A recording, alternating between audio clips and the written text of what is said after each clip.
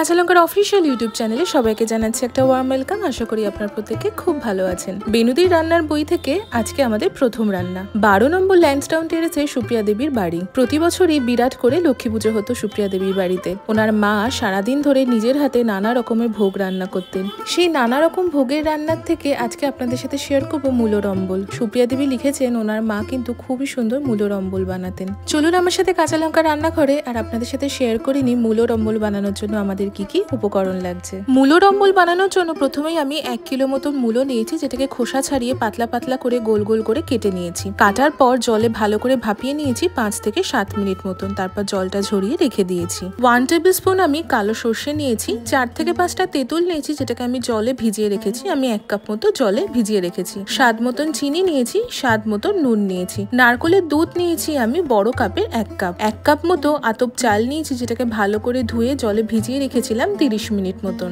4 থেকে 5টা লাল পাকা লঙ্কা নিয়েছি। আমাদের কিন্তু মাত্র কটাই উপকরণ লাগছে। চলুন এবার রান্নাটা শুরু করে ফেলি। মূলরম্বল বানানোর জন্য প্রথমে আমি আগে কড়াইতে 1 টেবিল স্পুন মতো সাদা তেল বা ভেজিটেবল অয়েল গরম করে নেব। তেল গরম হলেই তাতে আমি কালো সর্ষে ফোড়ন দিলাম। মিনিট খানেক ভালো করে সতে করে নিয়ে ভাপিয়ে রাখা মূলগুলো আমি দিয়ে দিলাম।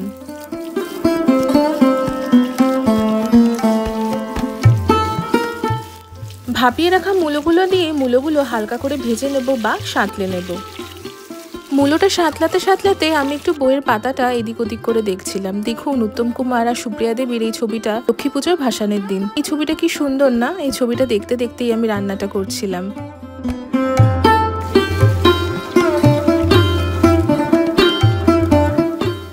তবে মূলটা কিন্তু অতিরিক্ত বেশি ভেজে ফেলবো না, হালকা করে সাঁতলে নেব। তারই মাঝে আমি তেঁতুলটা একটু হাতে করে গুলে নিচ্ছি। তেঁতুলটা ভালো করে গুলে নিয়ে নারকেলের দুধে আমি দিয়ে দেব। দিয়ে নারকেলের দুধের সাথে ভালো করে একটু মিশিয়ে নিচ্ছি। ভালো করে মিশিয়ে নিয়ে আমি এবার এটা মূলোতে ঢেলে দিলাম।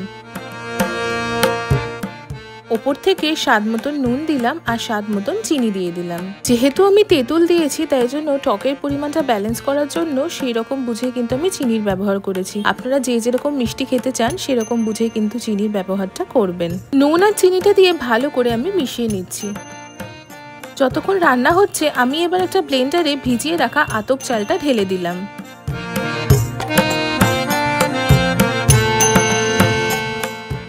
আতপ চালটা ঢেলে দিয়ে ভালো করে ব্লেন্ড করে নিয়ে একটা স্মুথ পেস্ট আমরা বানিয়ে নেব।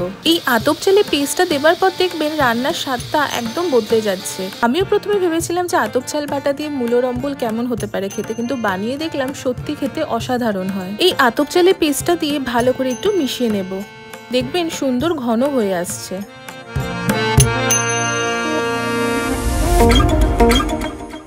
আমি এবারেতে 1/2 কাপ মতো গরম জল ঢেলে দিলাম। গরম জলটা দিয়ে ভালো করে মিশিয়ে নিয়ে মিনিট 2 রান্না করে নিলেই রেডি হয়ে গেল আমাদের মূলরম্বল।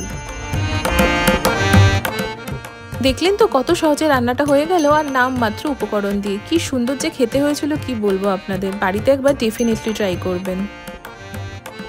আমি সার্ভ করছি বেনুদি রান্নার বই থেকে মূলরম্বল। এই মূলরম্বলটা কিন্তু অবশ্যই গরম গরম সার্ভ করবেন আর গরম গরম খেয়ে ফেলবেন। এটা ঠান্ডা হয়ে গেলে খেতে অতটা ভালো লাগবে না। আমি এবার ওপর থেকে লাল পাকা লঙ্কা দিয়ে একটু গার্নিশ করে দিচ্ছি। কেমন লাগলো আপনাদের আজকের এই মূলরম্বলের রেসিপিটা?